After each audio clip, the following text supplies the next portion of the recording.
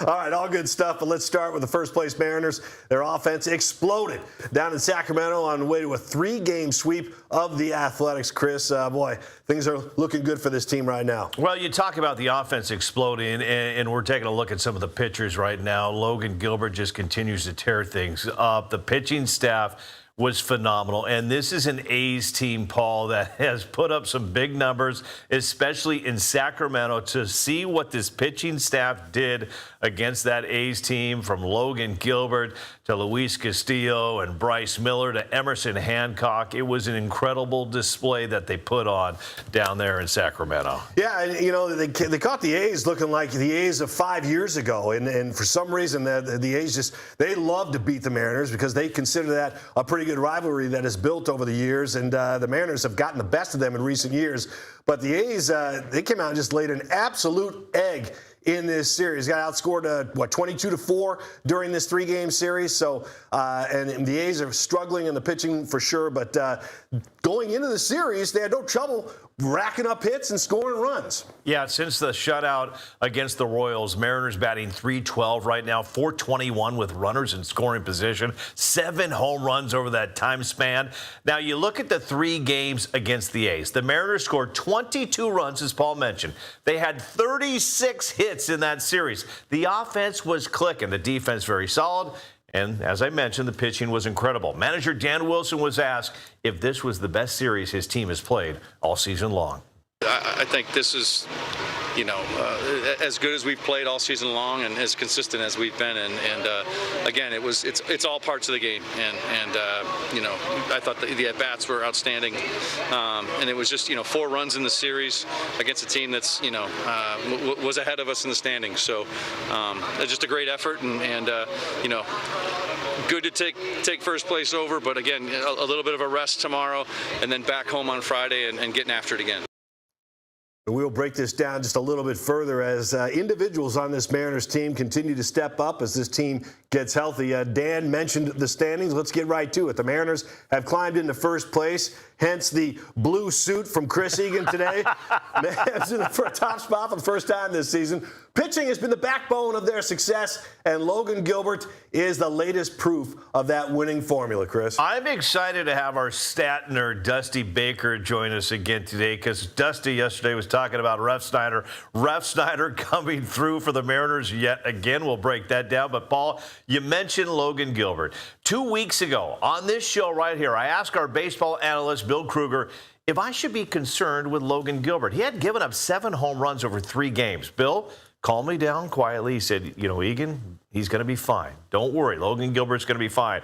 And guess what, Bill Kruger, you were right. In his last 4 games, Gilbert has pitched 3 scoreless games.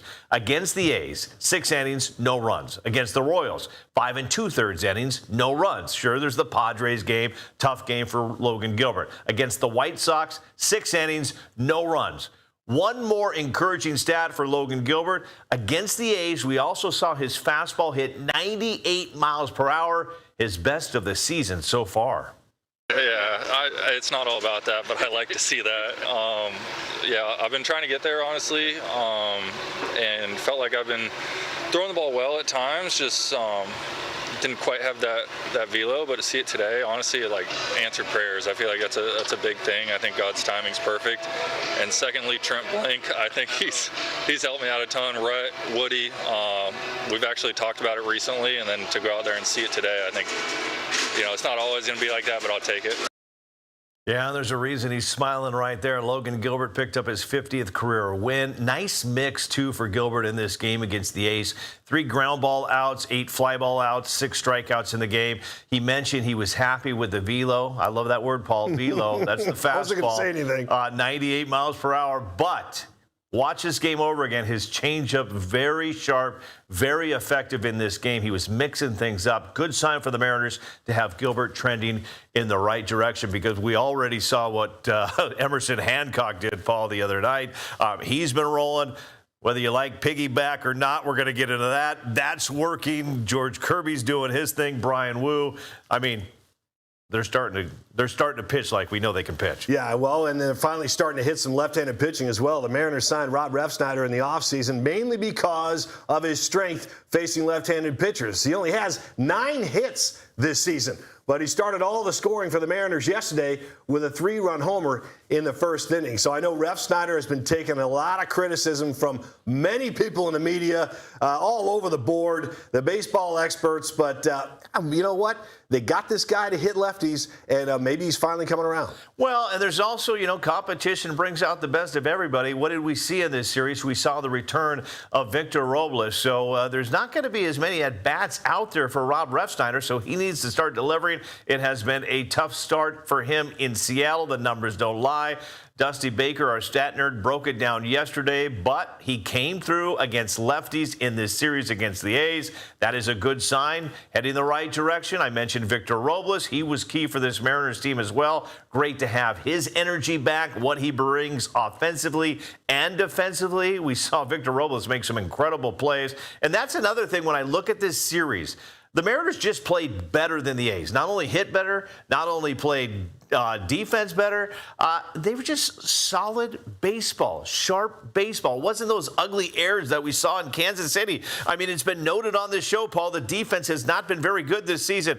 They were really good in Sacramento. Yeah, they were clean down there on both sides of the plate, so to speak. But you look at the way the Mariners played against the A's, and then you flip it, and you look at how crappy the A's played against the Mariners. I mean, really, it was the worst of both worlds for the A's. They were playing terrible baseball, and the Mariners were just killing it. So the combination really looked good for Seattle. Refsnyder had that 3-run homer to start the scoring yesterday in the series finale.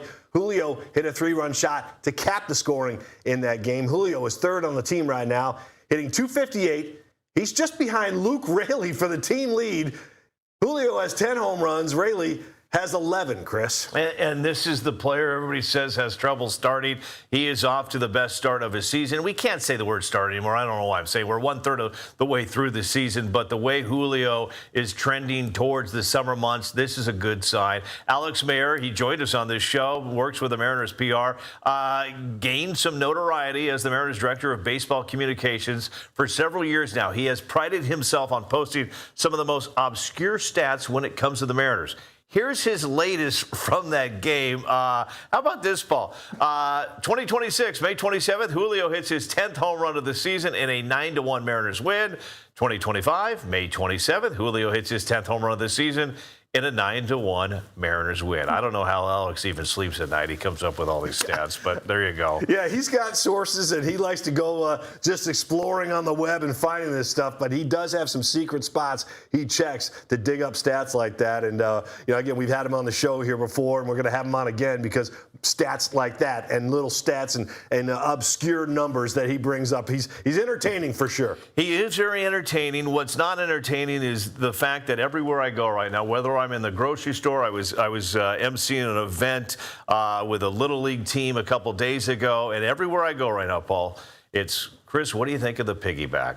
What do you think of the piggyback? I've said it many times on this show. Is it working on paper right now? The piggyback. If you have no idea what I'm talking about, it's the fact that the Mariners continue to use Bryce Miller for a start, maybe Luis Castillo for a start, then they bring in the other one. Yes. 2 games in, this is working, and we're hearing there's going to be a piggyback 3.0.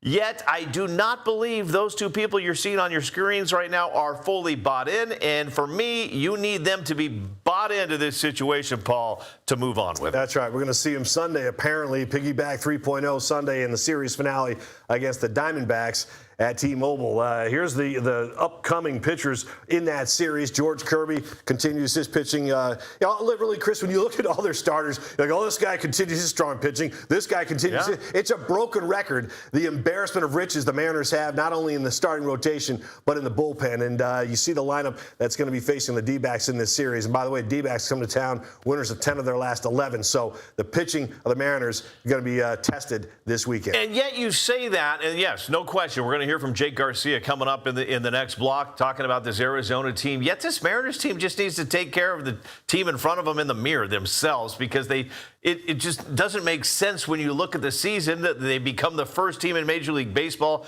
to win a series against the Atlanta Braves. Then they come home one series and just lay an egg. So it's been a roller coaster ride to be a Mariners fan this season. So I'm not necessarily worried about Arizona. I'm not worried about the Mets. I'm only worried about the Mariners team. And if they play their brand of baseball, they'll be okay. But when you look at it, a lot of people are saying all they can do is beat the Astros. Well, they beat the Braves in a series, and now they just beat a pretty good A's team as well.